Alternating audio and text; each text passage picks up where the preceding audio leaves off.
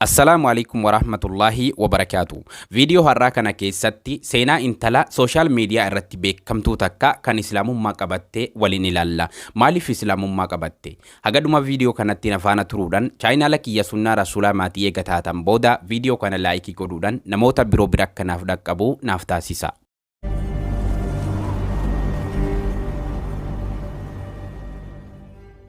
Rozi Gabriel intala Canada bara 1984 magaalaa Toronto keessatti haadha fi abbaa kiristaanaa irraa dhalatte. Duuba mucattiin tun ijoollummaa isirraa bakka garagaraa deemtee bashannanuu jaalatti. Eega guddattee bakka dargaggummaa geessehis biyyoota Awurooppaa hedduu keessa deemtee hordoftoota isiitiif viidiyoo waraabaa bashannante. Bara 2018 keessa gara biyyoota Islaamaa deemuuf murteessite. Eegasii nama tokko malee kophaa isii motorsaayikilii qabattee galaa isii qopheeffattee karaa seente. Akkuma amala isii waan isii ajaa'ibsiisee fi mudannoo isii hordoftoota isiitiif maxxansaa imala yeroo dheeraa booda biyyoota Arabaa keessaa takka kan taate Omaan dhaqqabatte. Guyyaa tokko osoo Saharaa Omaan keessa motora isiitiin imalaa jirtu lafa gubaa kan namni tokkolleen keessa hin jirre keessatti motorri isii qabatee kufe. Isiin homaa ta'uu baattullee garuu motorichi waan ulfaatuuf lafaa kaafatuu dadhabdee baay'ee rakkate. Hedduu rifattee viidiyoo gabaabaa waraabaa yeroo isiin boochuu ni mul'ate.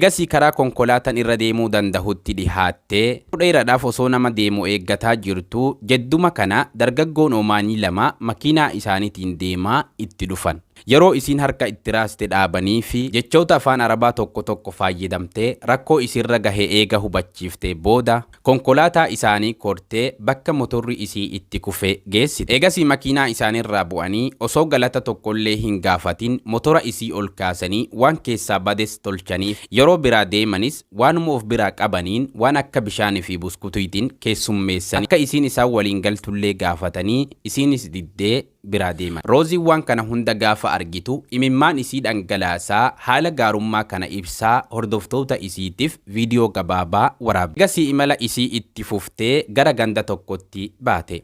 Warri mandaraatis isii keessummeessanii of bira bulchanii haala gaariidhaan geggeessan. Muslimni isiin beektu kanaa miti waan taheef taateen kun hedduu isii ajaa'iba. Asirraahis gara biyya muslimtootaa imaluuf murteessite. Biyyi isiin itti xiyyeeffattes Paakistaani. Eegasii motora isii markabatti fe'attee ofiifis markaba kortee imala yeroo dheeraa booda galaana qaxxaamurtee Paakistaan seente. Osoo Paakistaan keessa imalaa jirtu mudannumti Omaan keessatti isii mudate itti deebihee motorri isii kufee lamuu hojjachuufillee dide. Muslimtoonni Paakistaanis itti yaa'anii cinaa dhaabbatanii motora isii tolchanii fi isii akka gaariitti keessummeessan. Mandarri isiin keessa qubatte sun mandara hiyyeeyyii yoo ta'anillee waanuma qabaniin fuula itti ifanii namummaan maal akka tahee isitti agarsiisa. Roziin san dura biyya hedduu keessa imaltee agartee jirti. Garuu ilma namaa akkanatti waliif yaadu aadaa fi safuu qabu yeroo jalqabaatiif arguu isii. Ganda kanarraa kaan dhaxxullee namni hundinuu akkuma tokko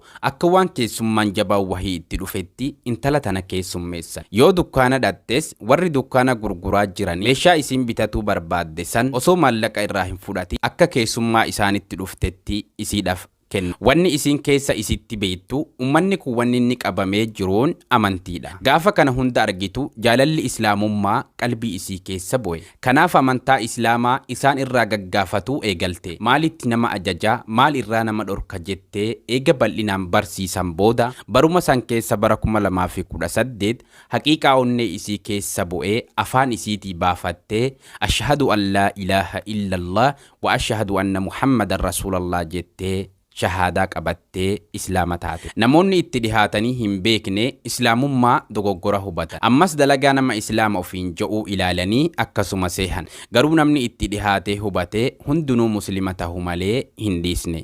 Kabajamtoota fi jaalatamtoota maatii chaayinaala kiyyaa yaada viidiyoo kiyya irratti qabdan koomentii jalatti naa barreessuudhaan haga viidiyoo kanarra caalu walitti deebinutti assalaamu alaikum warahmatullahi wabarakaatuh.